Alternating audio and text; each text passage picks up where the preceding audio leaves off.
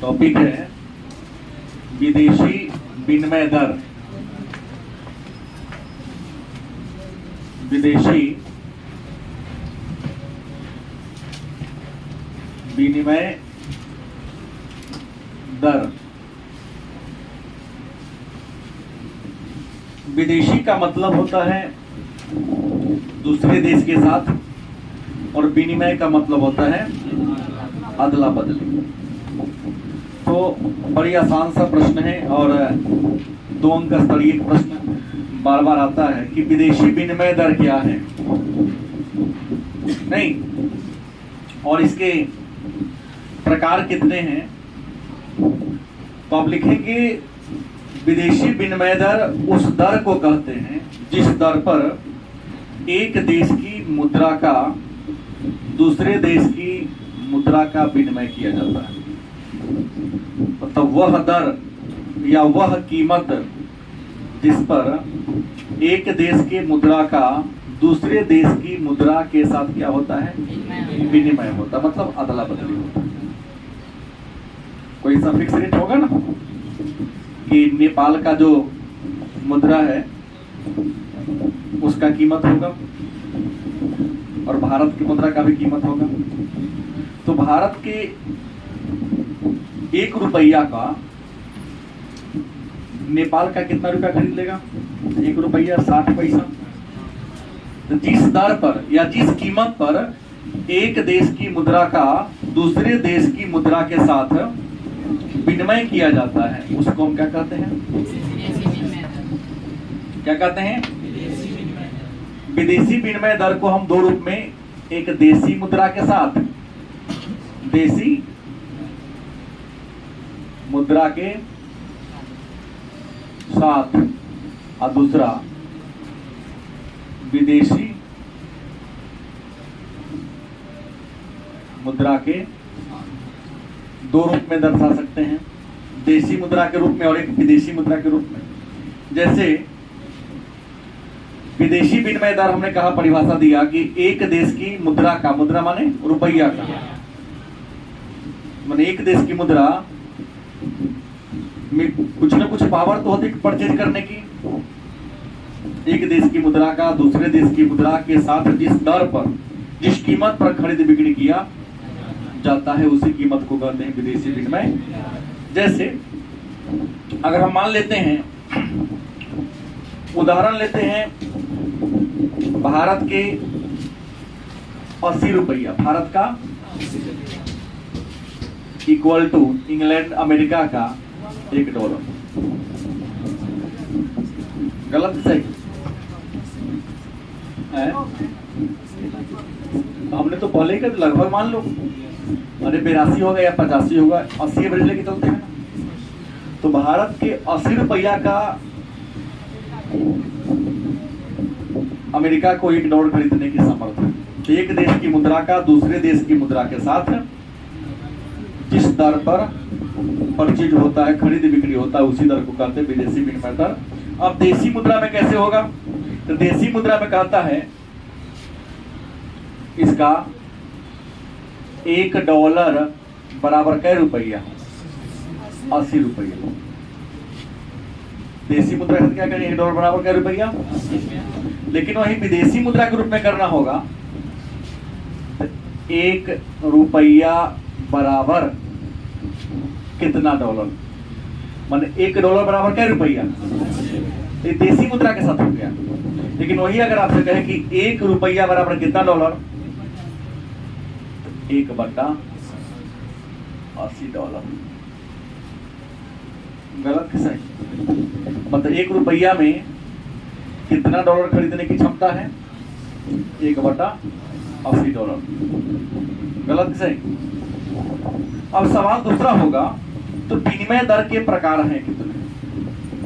विनिमय दर का हमने डिफिनेशन दिया, हमने परिभाषा क्या दिया कि एक देश की मुद्रा का दूसरे देश की मुद्रा के साथ जिस दर पर विनिमय किया जाता है, खरीद बिक्री किया जाता है, उसी दर को विदेशी विनिमय दर के नाम से। अब प्रश्न है, तो विनिमय दर के प्रकार कितने हैं? विनिमय दर के प्रकार कितने हैं, तो मैं बता दूं विनिमय दर के 2 प्रकार। विनिमय दर के कितने प्रकार हैं? 2 प्रकार हैं। एक स्थिर विनिमय दर, फर्क कौन है? स्थिर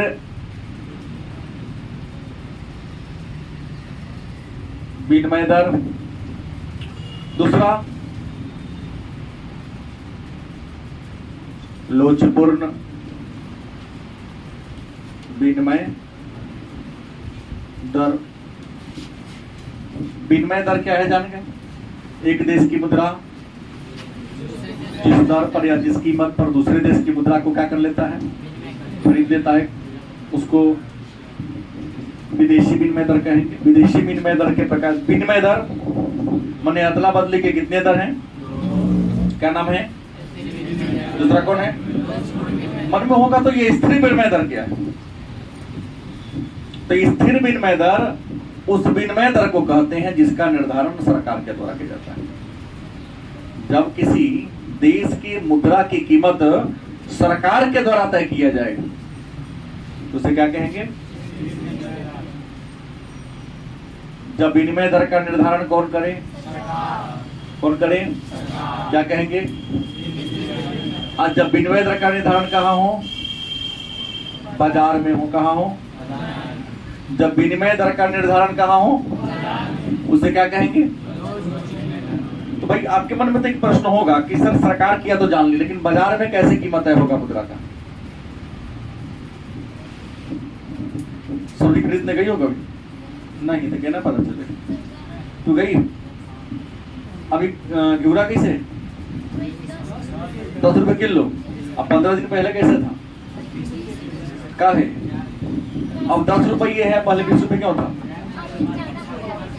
बाजार में अभी सब्जी क्या है, अब पहले क्या था? गुड। लोचपूर्ण बाजार में जब जिस देश की मुद्रा ज्यादा आ जाए, जहां पर मुद्रा का खरीद बिक्री होता है, विनिमय होता है। अगर मान लो कि इंडिया का रुपया कम है और अमेरिका का रुपया क्या है, ज्यादा है, तो अमेरिका के रुपया का भाव क्या हो जाएगा? इंडिया के रुपया का भाव क्या हो जाएगा? नहीं। जब अमेरिका का डॉलर घट जाए और भारत का मुद्रा क्या हो जाए, तो भारत के मुद्रा का वैल्यू क्या हो जाएगा? अमेरिका वाला की क्या हो जाएगा? हो गया। तो बाजार में विनिमय दर का निर्धारण कैसे होता है? तो मांग और पूर्ति के द्वारा। मांग कम है, पूर्ति ज्यादा, तो कीमत क्या होगा? कम होगा। गलत कि सही? अब मांग कम है, अब कम मांग ज्यादा है, पूर्ति क्या है? कीमत क्या हो जाएगा? ज्यादा हो जाएगा। तो विनिमय दर के कितने प्रकार हैं? क्या नाम है? और दूसरा कौन है? स्थिर विनिमय दर किसे कहते हैं? तो जिस विनिमय दर का निर्धारण उसे क्या कहेंगे? और जिस विनिमय दर का निर्धारण बाजार की शक्तियों के द्वारा होता है उसे क्या कहेंगे? आपको 45 मिनट वेट करना पड़ेगा। थोड़े डिलीवरी में बोला, बैठ जाइए। रंजन दा को हटा दीजिए थोड़ा सा।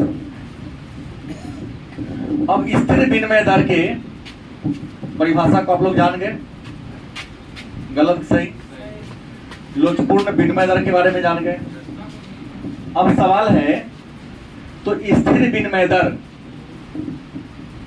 के कितने रूप हैं, कितने प्रकार हैं? तो मैं बता दूं, ये जो स्थिर विनिमय दर है इसके भी 2 प्रकार हैं। स्थिर विनिमय दर के कितने प्रकार हैं? 2 प्रकार हैं। पहला स्वर्णमान प्रणाली। क्या है? स्वर्णमान प्रणाली। और दूसरा कौन है? ब्रिटेन वुड्स प्रणाली। स्थिर विनिमय दर के प्रकार कितने हैं? स्थिर विनिमय दर के कितने प्रकार हैं? पहला कौन है? पहला स्वर्णमान। दूसरा कौन है? Bretton Woods. मन में होगा ये स्वर्णमान है क्या? तो वह ऐसी स्थिति जब किसी देश के मुद्रा का कीमत सोना के द्वारा तय किया जाए। आपके देश के रुपया में 100 रुपया में या 1 रुपया में कितना औस या कितना ग्राम सोना खरीद सकता है, उस प्रणाली को क्या कहेंगे?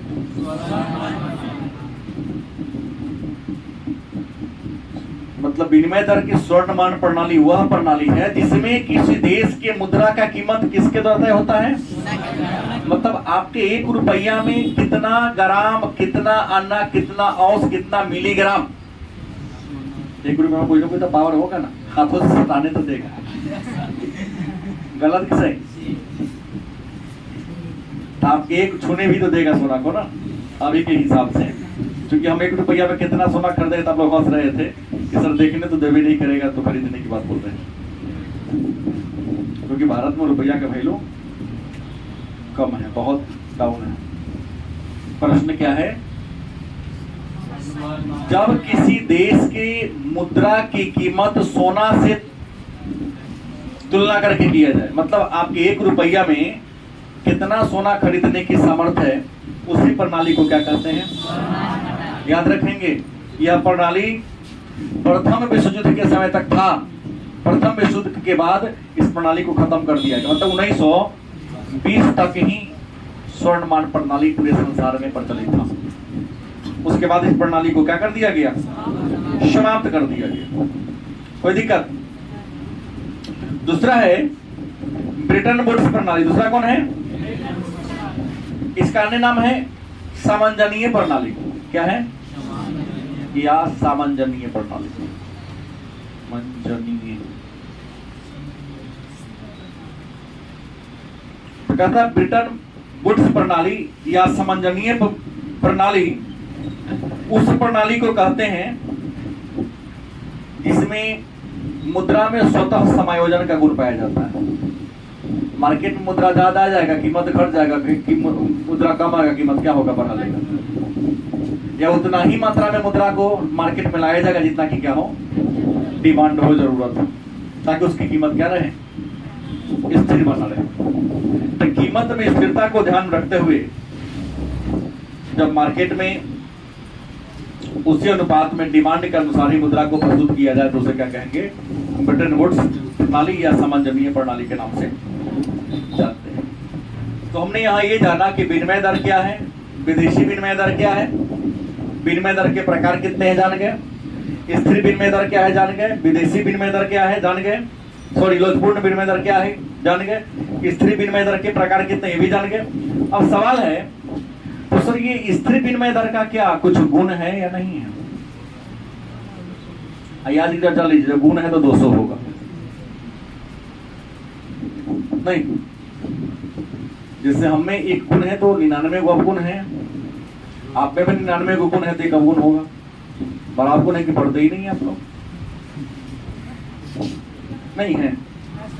हर इंसान के अंदर गुण और दोष होते हैं। अगर आपके अंदर केवल गुणे हो और कोई दोष न हो तो आपके व्यक्तित्व का विकास रुक जाएगा। और दोनों होना ही चाहिए, ताकि कोई कमेंट करे, कोई आलोचना करे, कोई निंदा करे, ताकि आपको सुधरने का क्या मिले? अवसर मिले, मौका मिले। याद रखें, जो आपकी आलोचना करता हो, निंदा करता हो, उसको लतिया के भगाने की जरूरत, रसगुल्ला खिला के अपने पास रखें। नहीं, निंदा करने वाला ही आपका सच्चा मित्र है,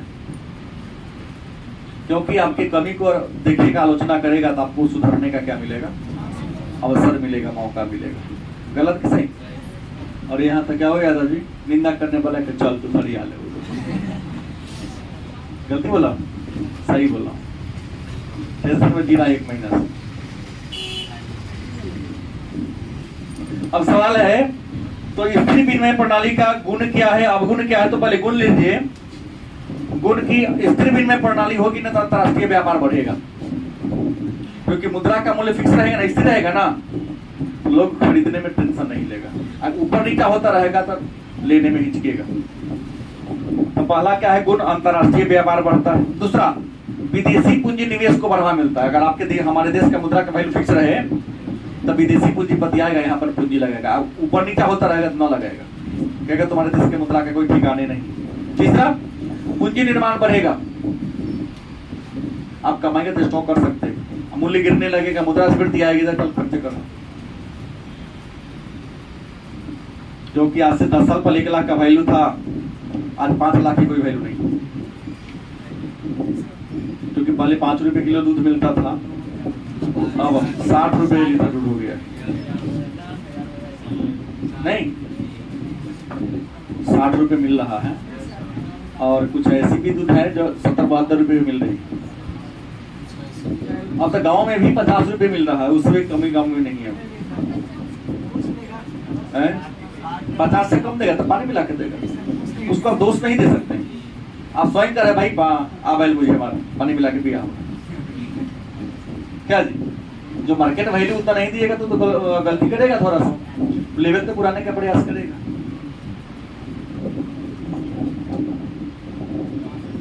और भी गुण है, इसे भुगतान संतुलन क्या होता है बना रहता है, लेकिन इसके दोष भी है। दोष क्या है कि स्थिर विनिमय होगा तो अंतरराष्ट्रीय राष्ट्रीय हित को हानि होगी, क्योंकि किसी चीज का कीमत फिक्स कर देंगे ना तो बाहरी लोग फायदा उठा लेगा, देख बढ़ने वाला नहीं, तो अपना कीमत और गिरा देगा तो 100 पैसा खरीद के लेके चल जाएगा। जैसे यूट्यूब पर कभी कभी देखता हूँ कि बगल में कोई नारियल बेच रहा है, 40 का एक, 40 का एक, 40 का एक, सब ले लेगा 100 खरीद रहा है, लिख ले तो 50 लिखल है, तो क्या करता है 40 वाला का सब खरीद लेता है। कभी देखा बिका गया तो अपना बढ़ लिया 80 रुपये, और जो आएगा वो खरीदवे करेगा। हानि होती है नहीं, गलत कि सही? देखिए ना आप लोग, पड़ोसी का सब खरीद लेता है और दाम टेढ़ा कर देता है, तो मुंह तकते रहता है, तो गलती कर ली है,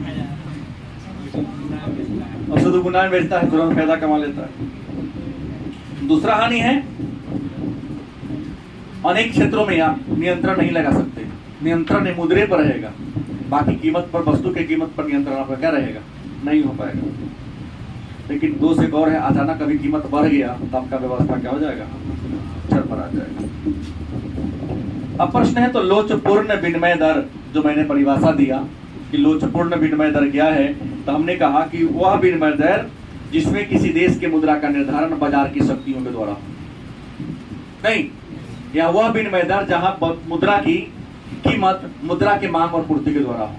मांग कम है, आपूर्तियों कम है, कीमत सामान्य रहेगी, लेकिन मांग कम है, पूर्ति ज्यादा था, कीमत क्या हो जाएगी? कम हो जाएगी। अब मांग ज्यादा है, पूर्ति कम है, तो कीमत क्या हो जाएगा? तो बाजार में मांग और पूर्ति के द्वारा यदि किसी देश की मुद्रा की कीमत क्या हो जाए? फिक्स हो जाए, तय हो जाए, तो उसको हम लोचपूर्ण विनिमय दर के नाम से जानते हैं। अब सवाल है, तो लोचपूर्ण विनिमय दर के कुछ गुण भी होंगे और कुछ क्या होंगे? दोष बुराई होंगे। मन में होगा इसके दोष क्या है, गुण क्या है? देखो, पहला गुण है कि सरल है, सीधा है, दिमाग लगाने की कोई जरूरत ही नहीं। सामान कम होगा तो कीमत क्या होगा?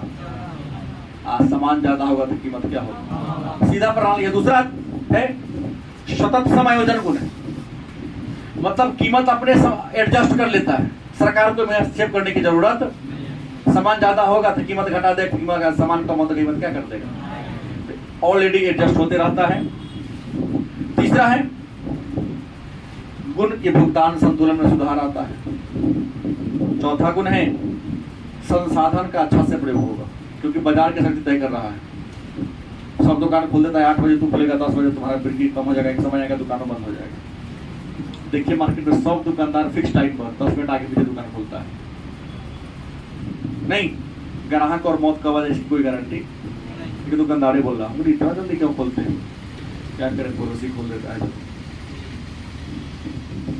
पहले संडे को इस लाइन में कोचिंग नहीं के बराबर खोलती थी, अब क्या हो गया कि लोग टीचर लोग रेस्टो नहीं लेते, संडे को भी दिन भर चिल्लाते रहते। उनको लगता हम ना खोलेंगे दूसरा खोल लेगा, पढ़ा लेगा, हमारा बात हो जाएगा।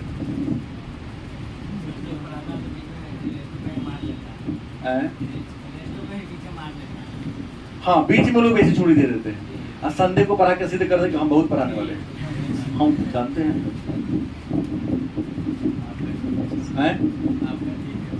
हाँ, संडे को सबको भाई शुरू से आ रहा है, सप्ताह में एक दिन होना चाहिए। कौन हुआ कि सबको देखा कि मैं तो संडे को भी पढ़ाता हूँ, बहुत पढ़ाने वाला हूँ। हाँ, अब परिणाम हुआ कि बीच में मंगल बुध गायब है। हाँ, तीनों दिन गायब हो गया। तो प्रश्न है कि यहाँ स्वतः समायोजन होता है, सब कुछ ठीक ठाक रहता है, लेकिन इसकी हानि भी है, दोष भी है। क्या? तो पहला है कि इसका परिणाम बहुत घातक हो जाता है, क्योंकि बाजार में याद रखिए कुछ पूंजीपति वर्ग होते हैं, कीमत घट गया है तो कम कीमत पर मैक्सिमम सामान को खरीद के स्टॉक कर देता है। अब मैक्सिमम सामान को खरीद के स्टॉक कर देगा और अचानक दाम बढ़ाना शुरू करेगा तो क्या होगा? छोटे छोटे निवेशक मार्केट से बाहर हो जाएंगे। जैसे आया था ना एक भारत के बिजनेसमैन, कुछ ही 2-4 महीना में इतना आगे बढ़ गया जिसका हिसाब नहीं था। कह रहा था उनका, बोलो।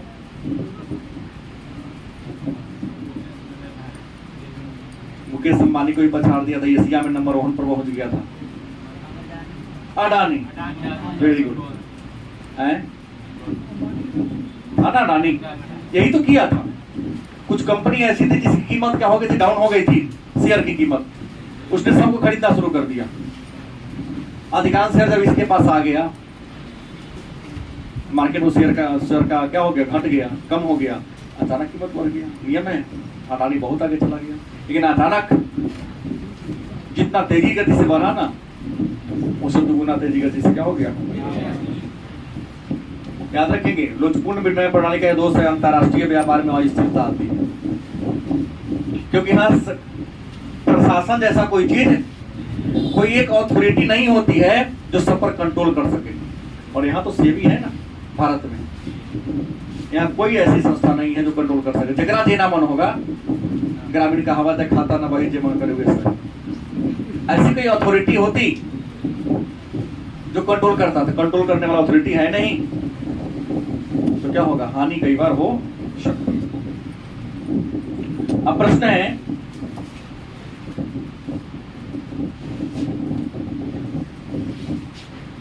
विदेशी विनिमय बाजार किसे कहते हैं? एक और नया प्रश्न,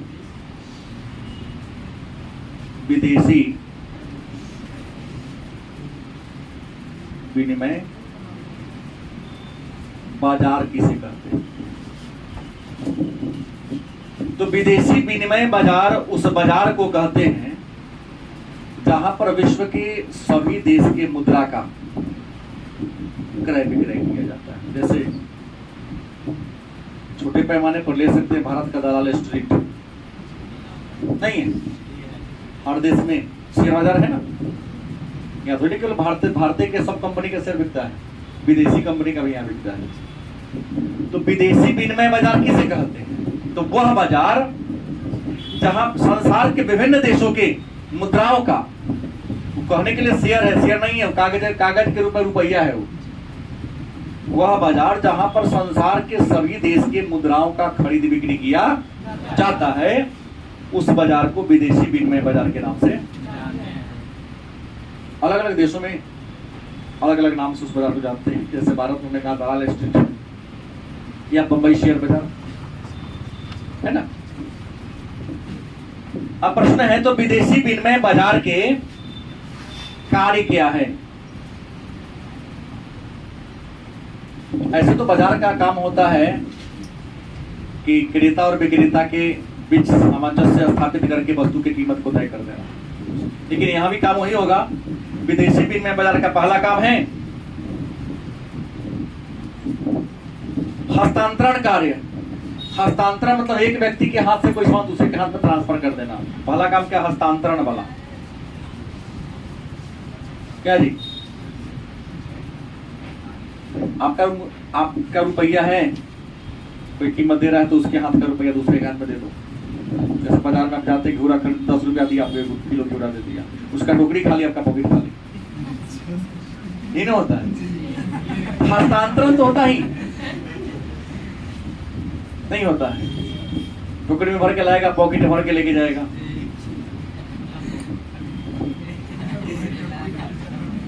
दूसरा, यहां साख का भी कार्य होता है। विदेशी विनिमय बाजार में भी कई बार उधार शेयर का खरीद बिक्री होता है। आपको नहीं देगा, हमको नहीं देगा, लेकिन कुछ ऐसे लोग हैं जिनका विश्वास जमा हुआ। आप लोगों को कोई दुकानदार सब्जी उधार देता है कि नहीं देता है? तुम लोग को देता है? विद्यार्थी को जल्दी ना देता है, क्या पता डेरा बदल लेगा। कभी कभी ज्यादा का नहीं देगा, 25 रुपये 50 रुपये देता है 100 के अंदर में। बहुत हो गया, सही हुआ, ईमानदारी से बोला है। तो प्रश्न है, कुछ 60 पर भी सामान मिल जाते हैं। यहाँ जोखिम नहीं हो पाता है, जोखिम मैंने खतरा। कहना का सर अधिकतम 100 रुपया, 100 रुपया ले हो गया तो कभी बुरा लेगा होगा,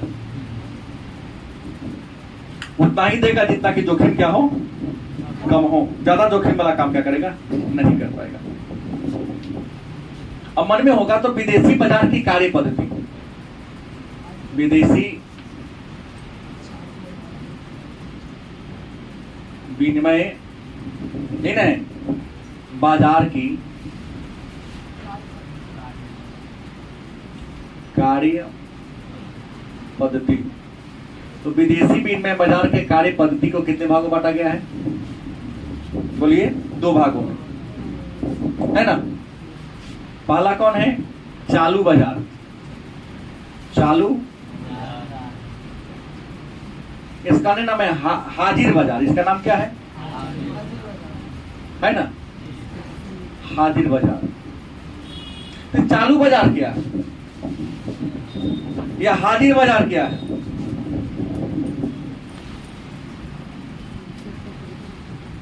तो विदेशी विनिमय का वह बाजार जहां अगर आप सामान खरीदने आए हैं तो पैसा दीजिएगा तो शेयर देगा, ना दीजिएगा तो शेयर, वो कल पर कुछ नहीं छोड़ेगा, अभी का काम अभी निपटा लेगा। नहीं, चालू बाजार वह बाजार है जहां जिस समय आप खरीद बिक्री करने जा रहे हैं ना, उसी समय लेन देन करेगा। हमारे नाम पर लिख लीजिए ना, पैसा कल देंगे, नहीं, कल पर कोई काम क्या करेगा, चालू मूल्य पर अभी जो कीमत है उसी कीमत पर लेन देन करेगा। कल कीमत डाउन था, परसों कीमत क्या हो जाएगा, बढ़ जाएगा, तो परसों की कीमत पर, 2 दिन के बाद की कीमत पर या 2 दिन पहले की कीमत पर, 2 दिन के बाद आप बरपत्ती हो जाएंगे, इसे उसको मतलब अभी आपके पॉकेट में कितना रुपया नहीं। तो वर्तमान कीमत पर वर्तमान समय में जो प्रचलित मूल्य है, उस आधार पर जिस बाजार में विदेशी मुद्रा का क्रय विक्रय किया जाए उसको हम कहते हैं चालू बाजार, या क्या कहेंगे? इस बाजार की विशेषता है कि इसकी प्रकृति दैनिक होती है। इसकी विशेषता क्या है, दैनिक होती है।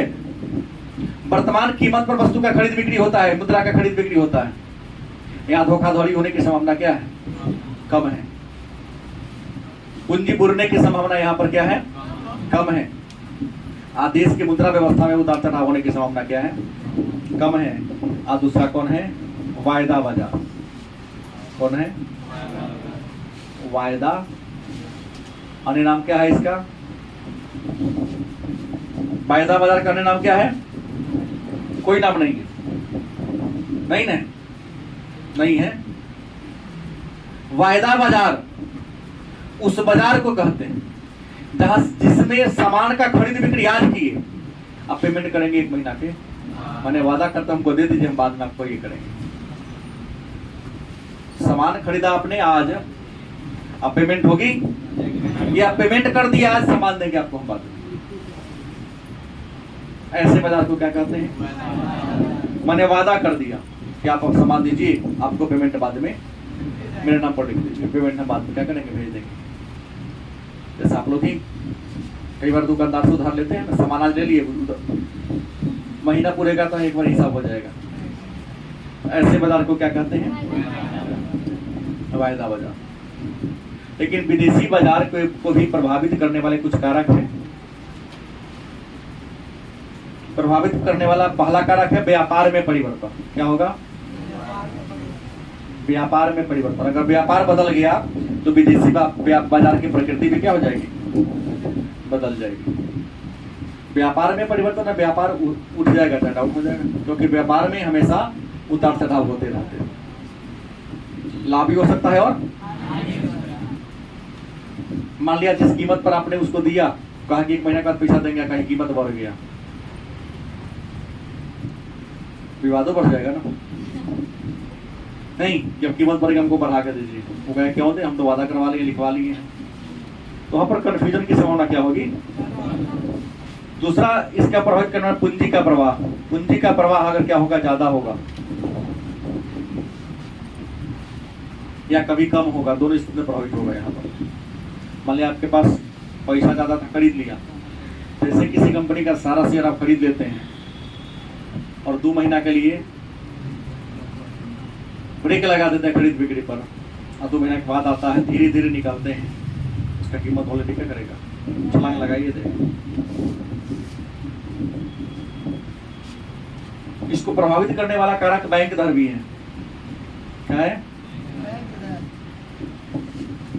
आपने खरीद लिया, बैंक दर बढ़ा दिया। बैंक दर क्या है? बढ़ाया हो ना। इसमें कोई केंद्रीय बैंक व्यापारिक बैंक को जिस ब्याज की दर पर कर्ज देते उसको क्या कहते हैं? तो बैंक दर भी प्रभावित होता है। कैसे? कि मान लिया कि आपने भविष्य में भुगतान करने के लिए सामान ले लिया, अब बैंक ने अपना ब्याज दर क्या कर दिया? बैंक दर बढ़ा दिया। तो आप बैंक से कर्जा लेने जाइएगा तो बैंक तो आपसे ब्याज दर बेसी लेगा, ज्यादा लेगी ना, प्रभावित होगा कि नहीं होगा? अगर घटा दिया तो आपको फायदा हो जाएगा। प्रणाली की बात करते हैं, विनिमय दर की प्रणाली कौन कौन है? तो विनिमय दर की कई गो प्रणाली है? 3 गो प्रणाली। कितनी प्रणाली है? एक है विस्तृत सीमा पट्टी। कौन है? विस्तृत सीमा पट्टी। दूसरा कौन है? चलित सीमा पट्टी। चलित सीमा बंद। और तीसरा है प्रबंधित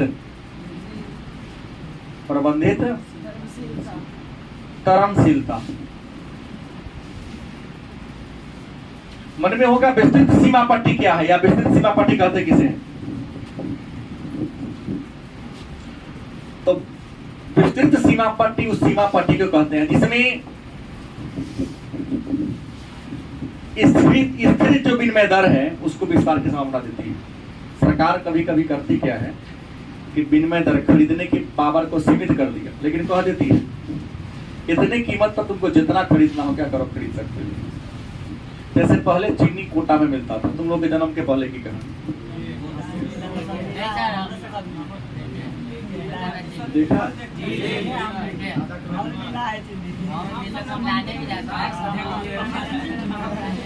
उस जमाना की समय हम उधर के बाद पैदा लिया है, ऐसा इसी को दिया था। अगर हिसाब नहीं बहुत पिटेंगे नहीं।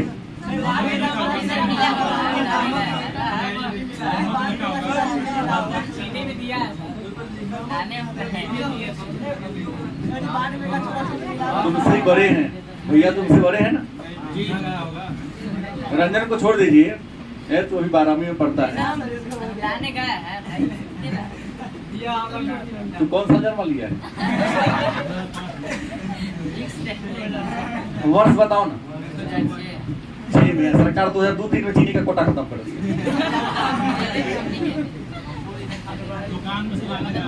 दुकान के कोटा समझ लिया होगा, ठीक बोला। ठीक है, मान लो लेते तो फिक्स था ना, आधा किलो चाहिए किलो? 1 किलो। कितना? 1 किलो देता था। हम लोग के समय 3 किलो या 4 किलो का महीना था, मिलता था। अभी मट्टी तेल मिल रहा है, शायद 1 लीटर मिल रहा है, वो बंद हो गया। वो बंद हो गया। तो कीमत फिक्स है।